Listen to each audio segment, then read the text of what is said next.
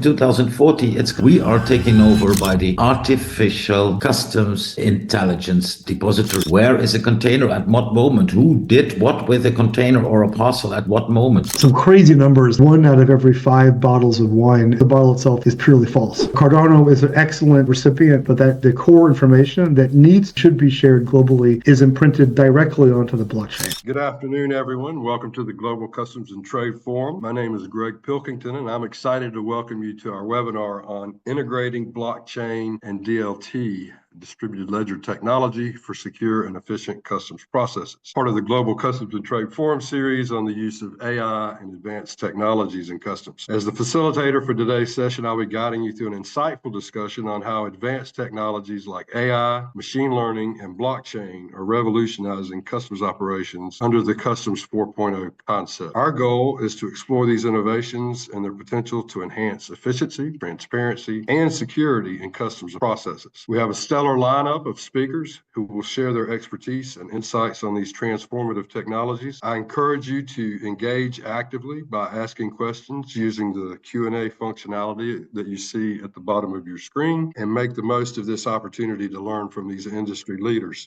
Thank you for joining us, and let's get started. Frank Hyman is the permanent representative of the Netherlands to the European Union, where he plays a crucial role in advancing Dutch interest in shaping EU policy. With a wealth of experience in European affairs, Frank leads high-level negotiations and collaborates with member states on critical topics like trade, climate change, and security. Previously, Frank held multiple roles within the Dutch Ministry of Foreign Affairs, focusing on international relations and European integration. His expertise in EU regulations and diplomacy enables him to navigate complex policy landscapes effectively. With advanced degrees in international relations and diplomacy, Frank is dedicated to fostering collaboration among EU member states and ensuring the Netherlands' voice in shaping Europe's future. I also had the opportunity to work with Frank when I organized events for the World Customs Organization and appreciate his collaboration. So join us now as Frank shares his insights into today's EU challenges and opportunities. And with that, Frank, the floor is yours. Thank you very much, Greg, and good afternoon. Thank you for inviting me, and thank you for having me in this very exciting session on future technologies. And there are many future technologies, and it's always good to have a slight look into the far future on where technology can bring us. And where it can bring us is actually a news item, and I look a little bit into the future, the news of the 31st of December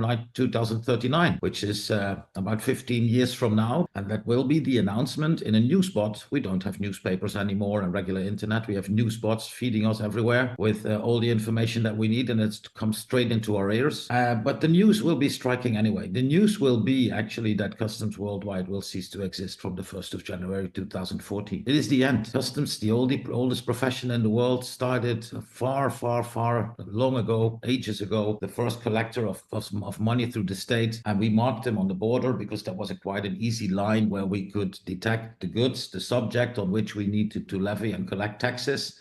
And over the years, customs were getting more and more tasks, even in the EU. If you look nowadays, next to the tax collection, customs is dealing with anti-dumping duties, countervailing duties, but these are still, and VAT and excises, but this is still the taxation area. But on top of that, we have about 360 different rules and regulations that we need to enforce. And these are rules and regulations that are actually applying on goods that cross our borders, internal, external, or import, export, or actually transit. And complying for businesses with all these rules and regulations is very difficult. It's a very challenging job, and businesses who need to declare goods at customs, either in or outgoing, they have to tick a lot of boxes before they really can say, I comply to the law. But those same boxes that need to be ticked by customs to check whether businesses do comply with the law.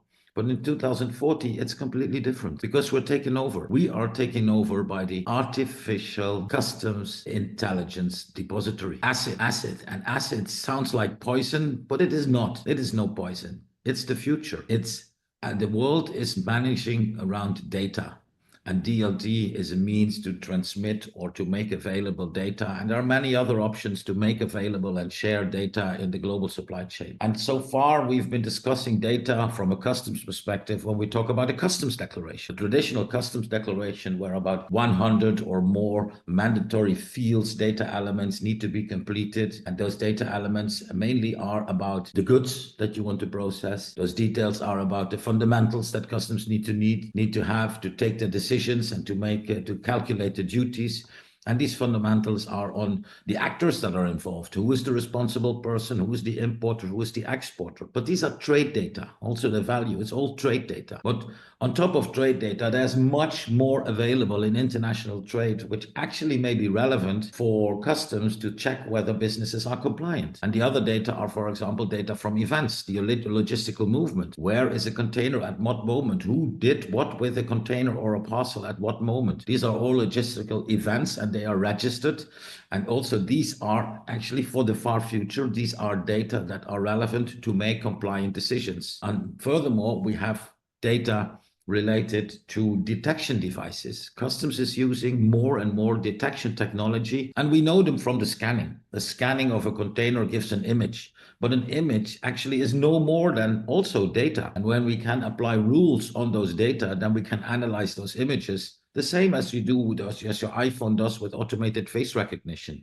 It actually applies algorithms, analyzes data to see if it's really you that's opening the iPhone. And in future, we will be able to use these same kind of image analysis to see whether it's really that parcel that is actually with us communicated in these trade data and event data. And these data that will be put together in this repository. And the repository will actually start looking for anomalies within those data. Are there any differences? Are there different features coming from the trade data, from the event data? Are there elements that are all logic?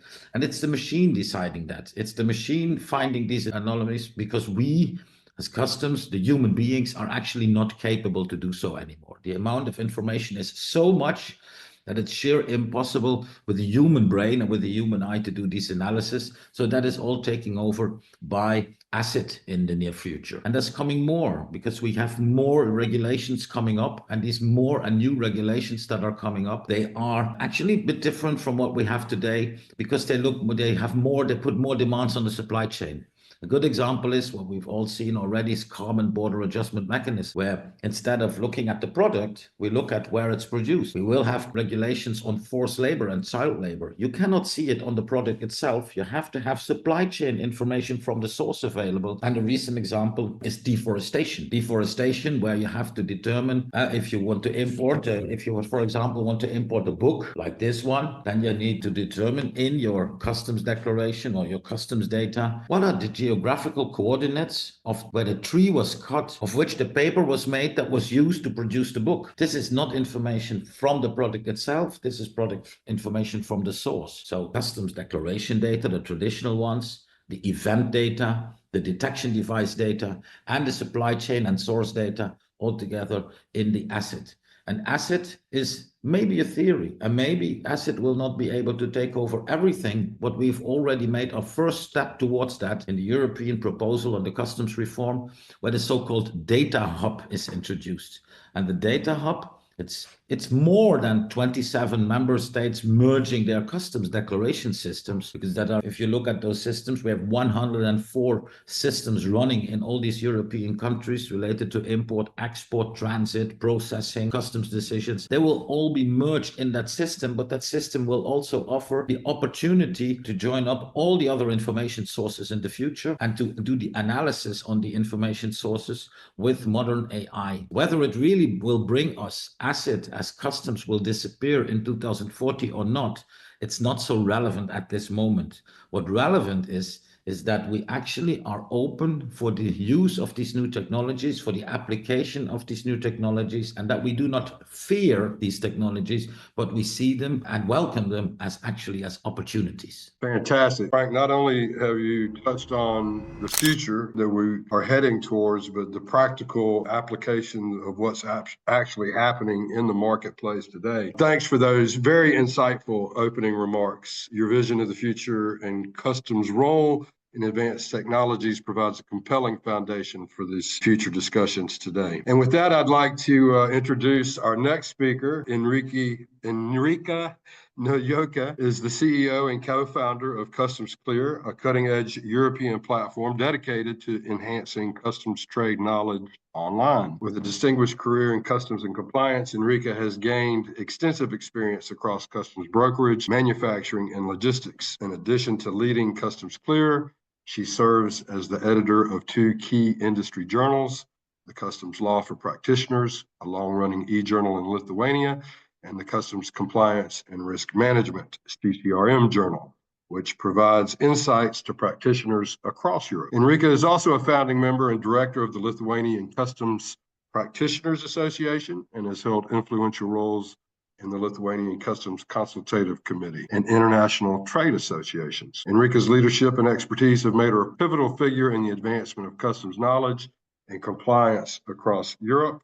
And she has been working on some very interesting projects with the EU Commission. And with that, Enrique, I hand it over to you. The floor is yours. Thank you very much, Greg. Thank you for the kind introduction and also for having me here. Good afternoon to everyone. Before I begin, let me share some information on the chat, and I will be commenting on this information during my talk. One part, and so coming back to what Frank shared about his book that he has written.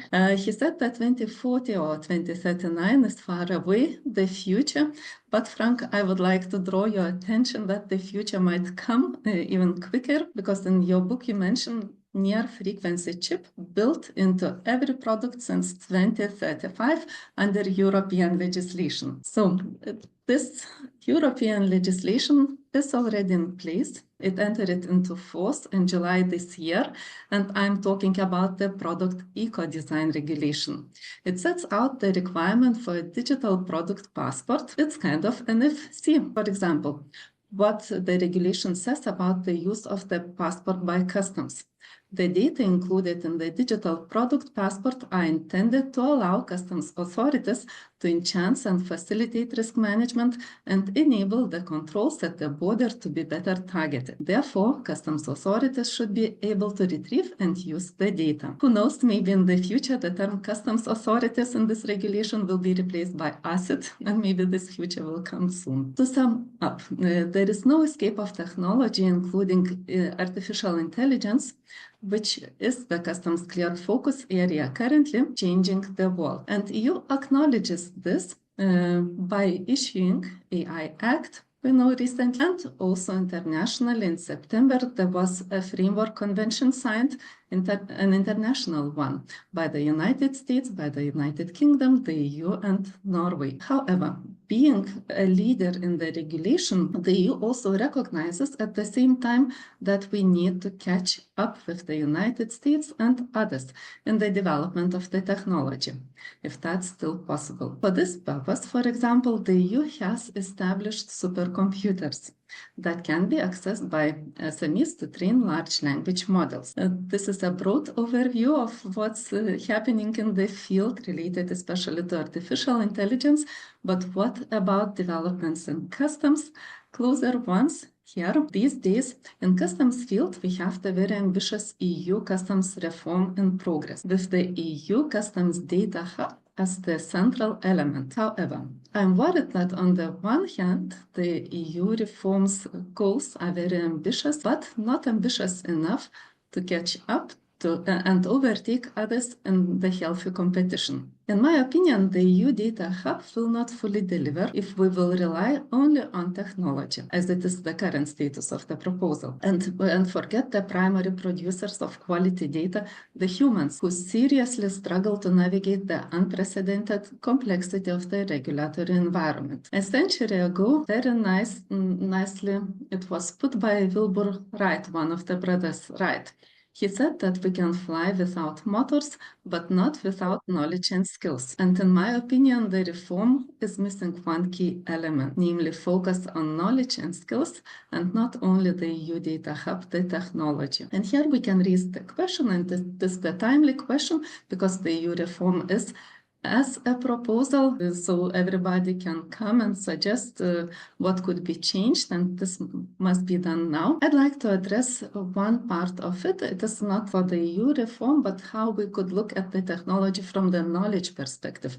What could be done here? We at Customs Clear believe that artificial intelligence can also help to overcome the challenge of the unprecedented complexity of the regulatory environment. Also, other related barriers, such as language barriers. I come from Lithuania, and Lithuanian language is not widely spoken, therefore we struggle a lot with the language barriers, and it's important for us and for other countries, many countries as well. So what can we do? We shouldn't rely probably on institutions, and governments and businesses are also looking for solutions how to support everybody in the supply chain. And we as Customs Clear are developing a conversational AI assistant, which knowledge is constantly growing and which is multilingual. You can talk, for example, in Dutch or German to Lithuanian laws and regulations. In the future, I'm not sure when it comes, but it might happen sooner as we think today. It will know, this conversational AI assistant, literally everything what is needed to trade successfully across customs control borders. And now a little bit more information about this project. It is co-funded by the European Union, and the assistant is a part of a larger project, which is about developing personalized, adaptive, continuous learning system for customs professionals. And we're very happy about first results achieved, and we presented those results at WCO Data Innovation Hub in October with our partner, Lithuanian Customs, with whom we conducted a pilot project. And considering these first great results, we believe that this technology has a huge potential to transform the way we approach customs knowledge and customs compliance and make it really accessible for all stakeholders along the supply chain. But for that, collaboration of many is required, and especially from the side of customs and other authorities. This is some information about the project and about our thoughts on the current developments, and you can learn more under the links that are provided in the chat. And also please explore the knowledge resources on customsclear.net. Thank you. Thank you, Enrica, for your insightful presentation on these advancements in customs regulatory assistance. We're excited to get into this discussion, talk more about them. Your expertise and innovative approach are truly inspiring and provide a valuable perspective on the future of customs processes. Now, moving on to our next segment, I'm pleased to introduce Ronald Spahn, CEO of D Quadrant. Ronald will be discussing the application of blockchain and distributed ledger technology in the supply chain. Following Ronald, we will hear from Andrew Thornhill, the founder of Paystars, IT consultant Solani Creative, who will share his experiences and insights on blockchain solutions for supply chain transparency and security. So first, Ronald is the CEO of D Quadrant, as I said, a leader in Web3 development and blockchain solutions with a primary focus on empowering businesses through decentralized technology. Under Ronald's leadership, D Quadrant delivers a comprehensive suite of services from decentralized application development and smart contract creation on the Cardano blockchain to advanced infrastructure support and auditing solutions. With over 2 decades of experience in the tech industry, Ronald is dedicated to advancing D Quadrant's mission of bridging the gap between traditional industries and the rapidly evolving Web3 landscape. His strategic approach prioritizes security, scalability, and user experience, ensuring that clients have secure, optimized tools to achieve their blockchain goals. Ronald, are there any brief remarks you'd like to add before you introduce Andrew? Yeah, first of all, thank you very much for this introduction and for having me here, basically talking for this customs group. He said several advantages of distributed ledger technology and blockchain for customs supply chain. And one of many of them is, of course, creating trust. We are working in an international environment with different parties. And one of the biggest problem, of course, is how can you create trustful situation? And for that, to supply certain information, you have to make sure that parties can access data on circumstances. And for this, of course, blockchain is a good solution. And that's basically what we want to talk about today, having an open discussion where people in this meeting can ask questions about this technology, and we would like to provide some input and feedback on that to show basically what the advantages for customers are. For example, when you're having to assess certain risks within transporting goods, of course, then you want to make sure that you can do that in an efficient way and that you can do that in an automated way where you're not consuming all your resources on that. And basically you can free up your resources and you can do more of these assessments. And this is where blockchain basically can help. And as I heard also from Enrica, talked about the digital product passport, which is basically the process from cradle to grave during the supply chain, where you can basically get inside how is a certain product produced, what materials are in it, is there slavery labor involved, yes or no. And this kind of information can be tracked from the start till the end in a supply chain using this kind of technology. And well, it is secure, it is distributed, stored, and basically these solutions are also resilient. So if you compare it to the solutions which are now in place of customs, they are mostly centralized. The data is stored on a local server. That local server can easily be attacked by cyber criminals, making sure that application is going down. Well, this is all about technology that is resilient against these kind of attacks and is making sure that these applications keep running and providing the services to the users. So this is a little bit my introduction. I added Andrew to this call because basically he has been working on a supply chain solution using the same technology I'm working with, which is Cardano blockchain. And he's going to tell you something more about how this technology is being applied for a certain use case, and he can tell a little bit more details on what kind of techniques are being involved in this solution and how they can serve also customs in their daily process. Let me introduce Andrew, and then I've said in the post on LinkedIn, those of you who follow us on the Global Customs and Trade Forum, I'm a big fan of anything that has to do with wine.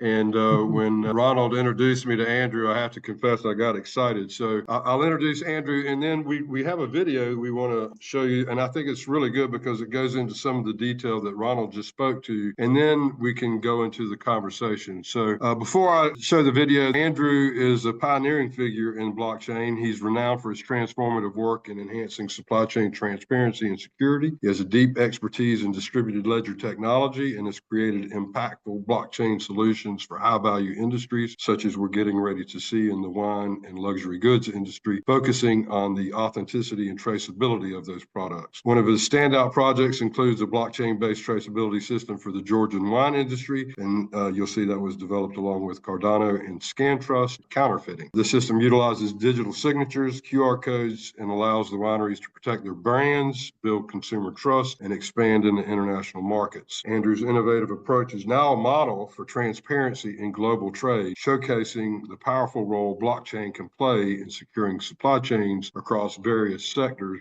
Before I hand the floor over, let me just my sharing skills here on here we get everything we need. Go. Supply chains travel the globe. It's a multi-step process involving numerous players. Take the wine industry. From planting to harvest to the consumer's tables, a lot happens along the way. It's a complex process, often difficult to verify. And on top of it, the entire wine industry across the world is swarmed with inferior products and outright fakes. To this day, even Georgia, the birthplace of wine itself, is still plagued by unscrupulous businesses. Something had to be done. Georgia's National Wine Agency and the Bolnisi Winemakers Association partnered with the Cardano Foundation to develop the Georgian Wine Traceability Program, a groundbreaking solution using the Cardano blockchain to track and trace Georgian wines.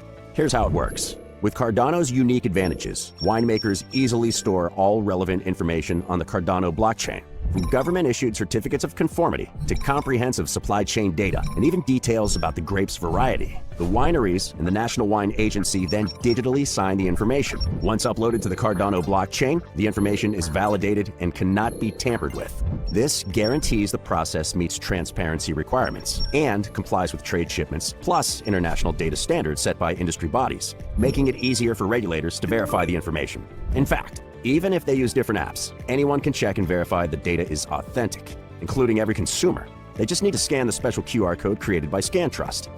And that's it. Next generation traceability. Immutable, transparent information from end to end that's easily available to all. The perfect way to fight counterfeits, tracing the journey of each wine bottle from grape to glass. Georgian wines are authenticated. The extra traceability boosts their credibility. And wine lovers all around the world feel confident choosing their next perfect wine, taking Georgian products into new markets and increasing sales. Supply chain made easier and transparent, all thanks to the power of Cardano's blockchain. Very interesting. And with that, Andrew, I'll hand it over to you. Thanks, Greg. I really appreciate it. And thanks again for having me on this webinar. It's really exciting to be recognized and it's really very much an honor to be among the people that are in this group. I'm super blessed. So I'm an American that lives in the country of Georgia, simply named after a U.S. state, which has caused a lot of issues and problems on LinkedIn and whatnot. But I've been living in this country first came in 2007. I am an IT and technology innovator, mainly in the payment space, but I moved all my businesses to blockchain probably around 2016, 17. And together with the Cardano Foundation and the government of Georgia, the Ministry of Agriculture, which the wine agency sits under, looked to identify issues in which technology could simply make things better, easier, faster, and cheaper. And together, all of us, along with ScanTrust, German identity sticker, QR sticker creator, came up with this, I think, really innovative system that really started on the end consumer value was the end result. And inside that were different components that the Ministry of Agriculture had developed as a result of a war with Russia in 2008, which shut off exports, largely shut off a big part of the exports. And so Georgia had to join global trade in a really fast way. And so they obtained more data per each bottle, per winery, per grape, and whatnot. And so all this data was being collected and stored by the ministry, but not being pushed along to the bottle and into the consumer. And as Georgia Wine tried to, create its own footprint in the global marketplace, there was an opportunity to attach real-world records to that and to allow the record to follow the bottle, really, honestly, from the producer to the consumer. As part of that process, we worked directly with the Georgian government. So this is not a program that was sold, let's say, to winemakers or wine companies in Georgia. It was basically presented to the Georgian government, has the ultimate signatory for all of the records. And so the digital twin is possible through this process because it is authentic digital twin because it's verified by the wine agency itself that verifies that wine exists, A, and B, can be sold in a global marketplace. And so as not a byproduct, but as integral to that process, the certificate of conformity, which is a necessary customs document created by the Georgian Wine Agency, is actually created in a digital format through this process. So the wine agency, they have the top signature, the framework. Each winery sits inside that. Wineries upload data to the ministry, to the agency that needs to be approved and tracked and laboratory tested and in some cases physically proven. That creates an export documentation, part of which is the certificate of conformity, which allows that wine bottle to exit Georgia and enter into markets, be it in Germany or in Holland or the US or even in Lithuania. Around the world, really, Georgian wine is exported to most countries around the world. And so this document is now digitally created and can be digitally created and accompany the wine on its export. And we found that there's huge advantages in that process, not just by having in-consumer information. So basically, the in-consumer has a bottle, they can scan a unique QR code, which has the bottle number inside the total lot. So bottle 1 of 2000, let's say, or something like that. Gets all the information about the winemaker, about the grape, about the actual production of that bottle, but also behind that is information that can be transmitted to importing countries, importing companies, and whatnot, so that this record follows alongside. Authenticating the bottle, showing that, hey, indeed, the bottle is real. And this is an environment in which some crazy numbers, 1 out of every 5 bottles of wine, there's something incorrectly labeled or the bottle itself is purely false in the global marketplace. That impacts Georgia, it impacts France, impacts everyone. So anyway, so that digital twin follows alongside the bottle. It can be easily reproduced through a simple scan. That information and the anchor records of that are stored on public blockchain, a layer 1 public blockchain. So it's not a private chain. This is independently verified. You can very easily download this data. And indeed, Cardano Foundation, as part of this project, built an explorer that allows you to very quickly parse information from that blockchain record, from the hash, and you actually see, hey, this is the winemaker, this is the information, this is the bottle, everything checks out, green light, let's go. This was a project that was done in many types of pilots of trying to demonstrate the advancement of public blockchain and how it's so different from 2017 when people were first talking about these records and how things, worked. And hey, wouldn't it be great if public blockchain could keep track of the stuff? And then we found out in 2018 and 19 that actually it couldn't, and not easily. And so public blockchain has advanced tremendously since then. Cardano is an excellent recipient for this because it has an enormous amount of metadata which is attached per transaction. So we can literally take that data not just as an anchor for other off-chain storage, but that the core information that should be shared globally is imprinted directly onto the blockchain. And that, of course, creates an immutable record, which is fantastic and is part of the overall record. Then plus an enormous amount of data, which is then transmitted to the end user, so they get to know more about their wine. And in the Georgian marketplace, that's important because they're competing with every other country around the world, and there's a tiny little place. 300 plus million bottles total in the global marketplace is really a drop in the glass. So anything that can be done to further market or show or showcase what's going on, and that's kind of where we're at. Fantastic, Frank. That's a really good. If we had that for every product that was in the marketplace, your concept of an ACID might not be so far off the track, right? If we had complete and accurate data that could be secure and trusted throughout the whole network, where do the people get involved? Where does the human intelligence, as Dominic mentioned on our last webinar, how do they even, engage in that process? Before I go to our questions, I see we already have some questions that are coming in. So we'll go ahead and get started with the questions that we've got coming. Bruno's got a good one, Frank, for you. It says blockchain DLT has been available for some time. Nevertheless, its adoption has been modest, with some good initiatives like what Andrew just laid out for us, failing to drive public adoption. I think most of us that are in this industry are aware of TradeLens and the IBM Maersk. We all really had a lot of hope in that blockchain initiative. And so what is your view now around the global adoption of these new technologies, and to what extent customs authorities will have a coordinated approach? Any thoughts there? Thank you, Frank. That's a very valid question. Blockchain is a tool. At the end, primarily, it's a tool. And there are many other, let's say, communication tools of information in whatever kind of chain. Blockchain was once presented as the solution for everything. And the beginning, when it was presented as the solution for everything, what we noticed is that it tended to become the solution for actually stimulating parties to start sharing data. But the business case for sharing data is not built by the blockchain. The blockchain serves the business case. And maybe this is the example that is now given of the use of blockchain in really the sourcing strategy of products, or following the sourcing of products. There, it's actually the safeguard mechanisms in the tool itself, so in the blockchain itself, create a little bit of a business case. That's the same if you look back to what you mentioned already, TradeLens of Maersk a couple of years ago, which was also a blockchain, partly blockchain-based information gathering and exchange and make available platform for global logistics. That platform idea already was built on a data pipeline concept developed around 2008, which said we can do it much more efficient. But although when you talk to every individual stakeholder in the supply chain, everyone says, yes, of course we must share better data, and of course we must do more in data sharing, and of course it's very important that we do that, until the moment that you really ask parties to do it, and then that turns out to be some kind of reluctance in making available and sharing data with others, because at the end everyone says 1 on 1, and 1 for me is 0.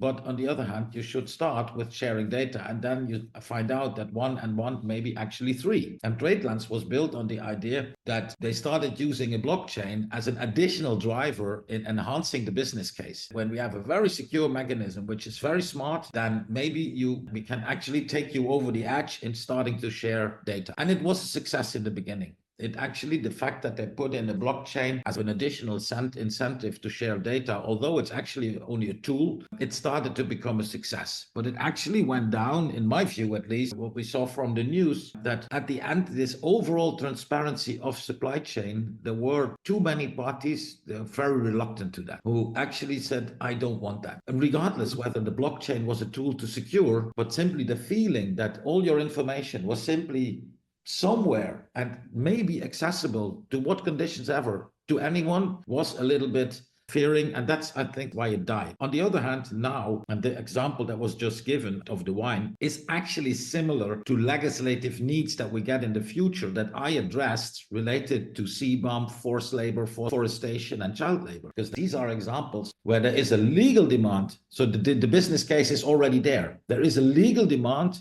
to have a sourcing control.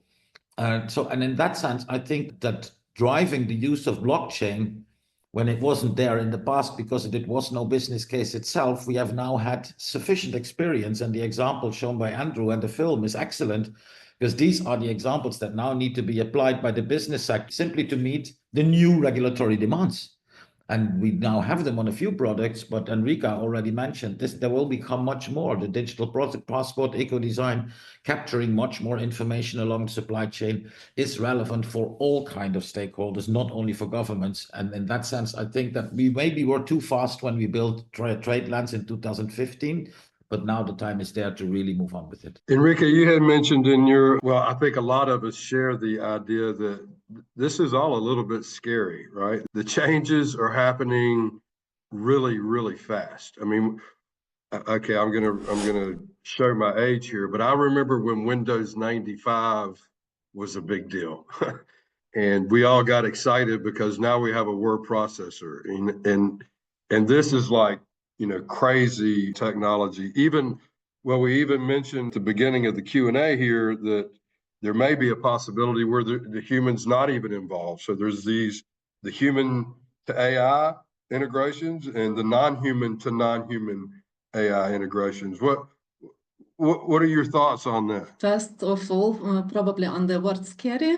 Why I mentioned that the future is scary, but of course I'm looking from my perspective. We are working in knowledge and education field, and we look at how people use conversational AI assistants such as ChatGPT, Claude, or others. I want to say that the humans will never outsource thinking to AIs, and I try to believe this 100%, but in my inside I also think that there will be people who outsource thinking to AI. They take just information and will not realize that they must have the knowledge to evaluate that information, and the decision lies on humans. So this is why the future is scary, but what I think education has here a big role to play, and we must include in educational programs already how to use the artificial intelligence, which provides us with knowledge, and how to use in the proper way. And that the need for knowledge will not disappear. And the other part of your question was about, if I understood correctly, humans and non-humans relations, right? Yes. Yes. So that's a really interesting area. And I had to laugh from one recent situation. I called my colleague. She was in bad moods, and I asked her what happened. She said, I had a bad conflict with ChatGPT. So oh, then I said, okay, and I tried to stay serious. Was this the first conflict? No, she said, the second. And then I started to laugh, and she as well. But the other conversation was with our programmers, and one said, Claude, I feel he's my best friend. And this brought me thinking about, you might remember the film Her from, I have here, I will share the link in the chat maybe for others. She's one of my favorites. And I'm thinking how we are developing this way, and maybe this is an area to consider as well, what might happen in the future. And Greg, I saw that there was also a question about AI in the Q&A, but I don't know if you want to. So it says, what is the current maturity? And actually, I think Bruno even mentioned that in his original question. So if you could just speak to, well, we see already, well, I did because you gave me a sneak peek, but maybe a little bit more about Picoco AI and the maturity of a conversational GPT? Indeed, you focused on one product, and my very general comment is that the maturity of solutions depend on the solutions. One are more advanced, some less. And for example, how we choose developing this Picoco conversational AI, we build it out of the most advanced parts, and we build it the way that we can take those parts and replace by others, because the advancement is so fast. We are constantly comparing, for example, LLMs, which are most suitable for our solution.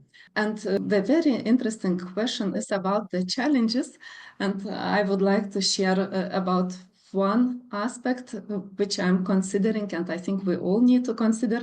Everybody, or most of us, know garbage out about the data quality. The saying data quality is very important, but we consider from another end what is the answers quality, how to define. And now what we are finding out that the answers quality depends a lot on the users of the conversational assistants. And one example of while working with Lithuanian customs, our customs said the information the assistant provided is not correct. I asked why, because it's old phone number, for example. I said, look, it is taken from customs website. The information is old, should provide the correct one, and the correct one is that one.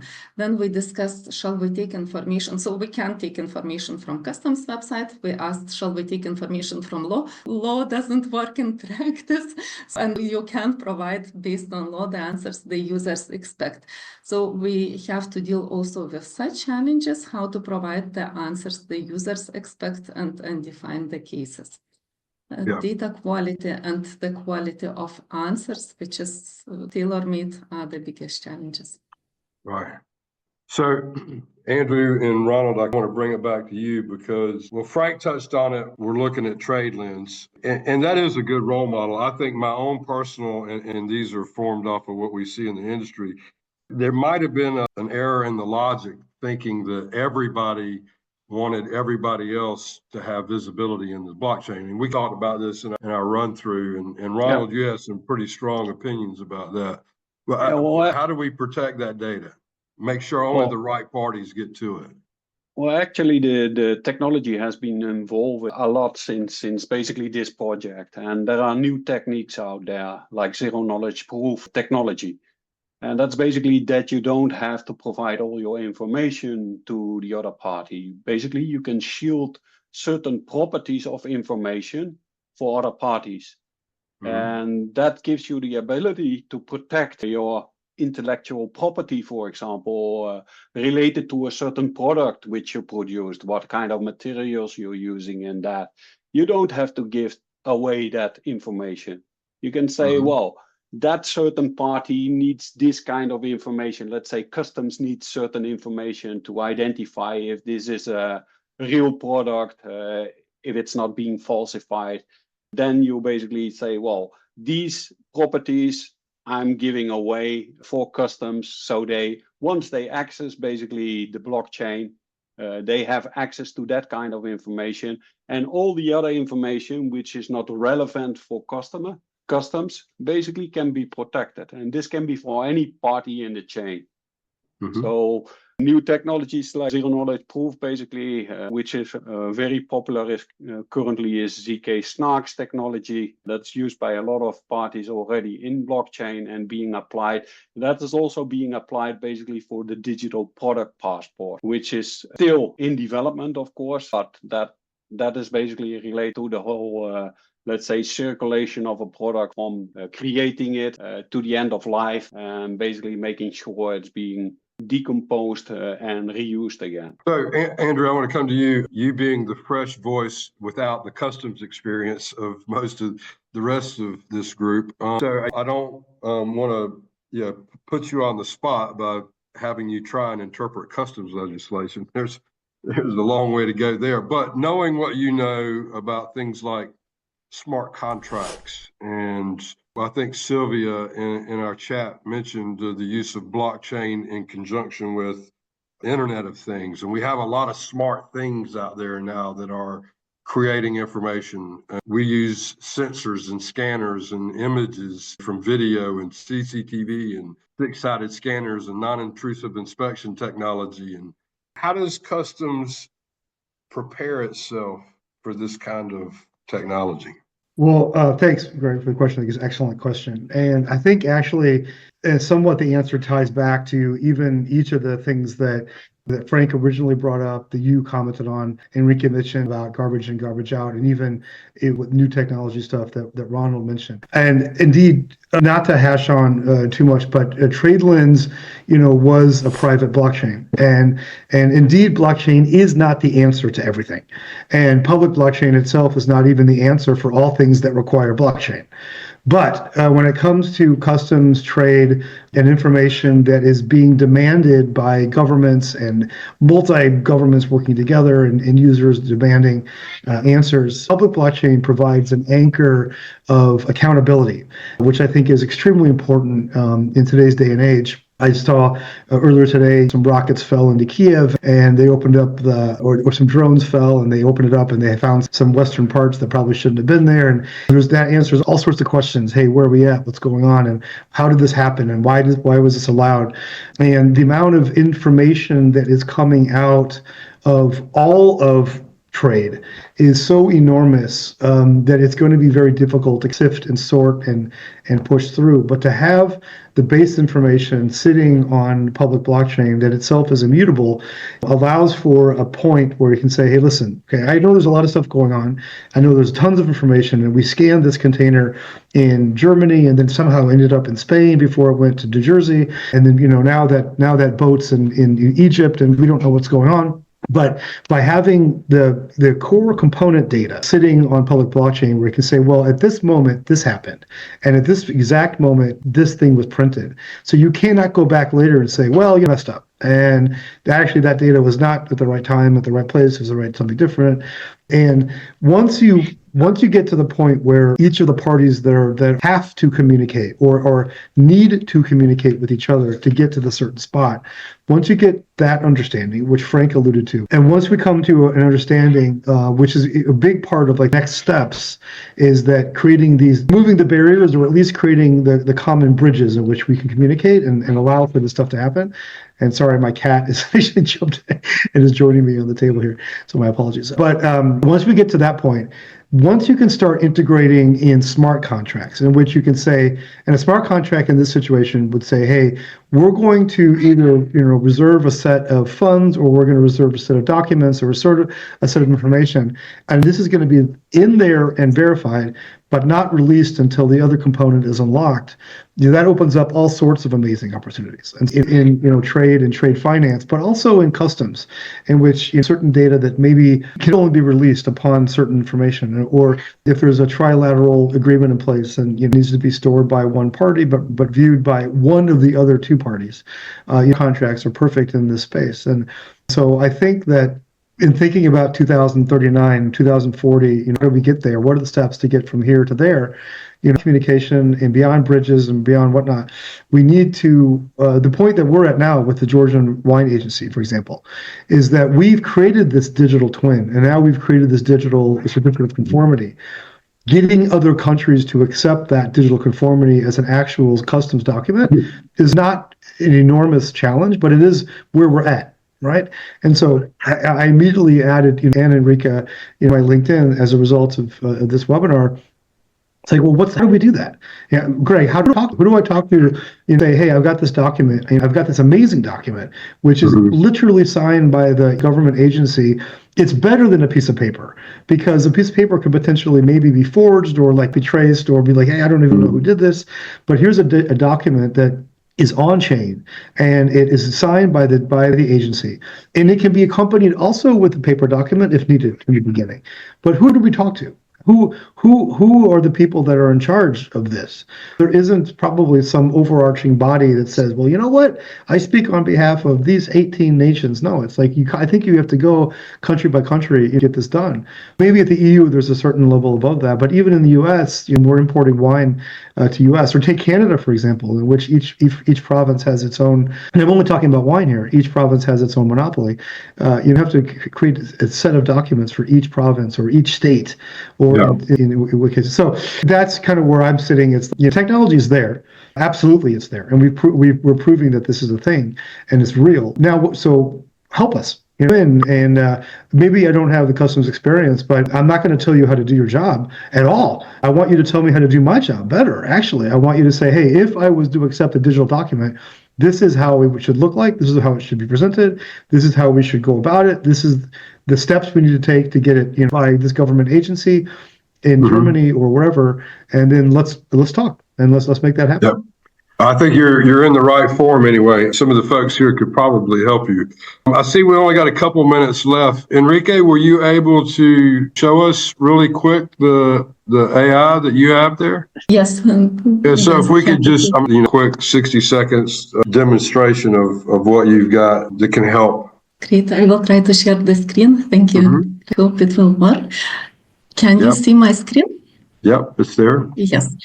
So what you see is testing environment of the pilot project that we did with Lithuanian Customs and presented at WCO Data Innovation Hub. The pilot project is about navigating Lithuanian Customs website. The information here is presented quite complex, many sections. When you find a section, in this section there are further sections, and under the right section you will find PDF documents, 20, 30, 40 pages to read, so you don't get immediate answer. We suggested that we will take this information and documents and train the assistant simply to provide answers to the questions and to guide to the links and to the documents on the Lithuanian Customs website. All the information uploaded on the assistant is only in Lithuanian language. So therefore, it's excellent that we can speak to Lithuanian content in English, in German, and also ask questions in various ways. So here are a couple examples that I generated after you asked me in the internal chat whether I could show some examples. When we ask how do I get ERI number, the assistant goes, we call this knowledge layer. We created a knowledge layer for Lithuanian website in Lithuanian language, and it doesn't need it doesn't have even any other context. Immediately it knows, okay, this is about Lithuania and Lithuanian customs, and provides the answer. As you see, it says you should register with the national system, then you use another national system, and you see ERI is the code required for every economic operator who deals with customs. But in the EU, we have not only 27 approaches, but also each approach has several national systems to use. And of course, ChatGPT and the tools like that doesn't answer the question for that. And this is the future. I do believe the specialized tools with certain knowledge layers will be required. Also, as here you see the links to the Lithuanian Customs website. Also, as it knows the context, it's simple. You see at the beginning there was the system mentioned, and abbreviation in Lithuanian is BAP. And now let's ask in German language, what is BAP? And as you see, it answers correctly. It provides the link to the system, and it provides also the link to the source to read more. The sources are still in Lithuanian language. This is the next step to think how we provide also the translation of the sources. And here the last example is when ask question, I make a mistake. Ask not ERI, I ask error, right? Like error, it sounds. And here you see, as it doesn't hallucinate, doesn't try to invent something. It has certain context. It takes this and provides the correct answer and link to the source. This would be a short demonstration. Fantastic. Thank you for that. See, we're at the bottom of the hour. So Frank, I'm going to give the floor back to you if you have any closing thoughts on everything that's been shared with us so far today. What we see is that you have to have a vision for the future, which you're heading at, and the speed in which you actually achieve it is depending from numerous factors. And whether these factors lie within willingness of trade to share information, whether these factors depend on the actual availability of a generally accepted, secure technology, or it depends on legislators, which may be not in coming up in the speed that some developments actually happen. But that doesn't take away that you really have to have your vision for the far future. And maybe some steps can be done earlier. There is always quite a change in business. Her business first develops something, puts it in place, and then see how it works. And governments first talk 5 years, and then from one day to the other, it has to be implemented. So they simply work a little bit the other way around. Nevertheless, there are driving forces, are technology people. Driving forces are these kind of seminars where you create awareness. And not to forget to mention, we have the World Customs Organization when you talk about customs and you want to talk to global customs. And the World Customs Organization, they have trade contact groups. There is a capability there to join up all the information and all the parties that are actually working on customs-related fields, but have no interest in customs. There you can present your ideas, and it's picked up always somewhere. Sometimes it takes time, but that's the place to be, and they can coordinate and join up all the countries in the world to really drive forward all these developments. And some will be faster, some will stay behind, and they will catch up in a later stage. But actually, we still have 16 years, almost a bit more than 15 years to go until it's the 1st of January 2040. So let's please go ahead with the development of technology and the adoption of it in our practice. Fantastic. Absolutely. So with that, as we conclude today's seminar or webinar, I would like to extend my sincere thanks to our esteemed speakers, Frank, Enrique, Ronald, and Andrew, for their invaluable insights into the transformative potential of advanced technologies and customs processes. Your expertise has provided us with a deeper understanding of how these technologies can enhance efficiency, transparency, and security in our operations. For those of you who have asked questions, and really thank you to our audience who has been very active and interactive. If you did not get your question answered, we will answer it. It will be in the post when we put the replay out there, so you will have access to the replay, and any of the links that Enrique shared earlier will also be shared with you. Before we wrap up, I'm excited to invite you to the fourth and final webinar in this series titled The Future of Customs, the Global Customs and Trade Forum, and feature opening remarks by Craig Atkinson, a distinguished expert in digital trade, technology, and sustainable development. Craig's experience runs across national governments, the Commonwealth, the United Nations, and World Trade Organizations, leading universities, as well as the private sector. He is the founder and director of the International Trade and Development Consulting at Lexmarca International Trade. Craig brings a wealth of knowledge in electronic business, digital trade facilitation, and paperless trade. He has held esteemed positions such as the expert at UNCFAC, the chair of the X Algorithms for Trade Working Group, and non-resident fellow at the World Trade Institute.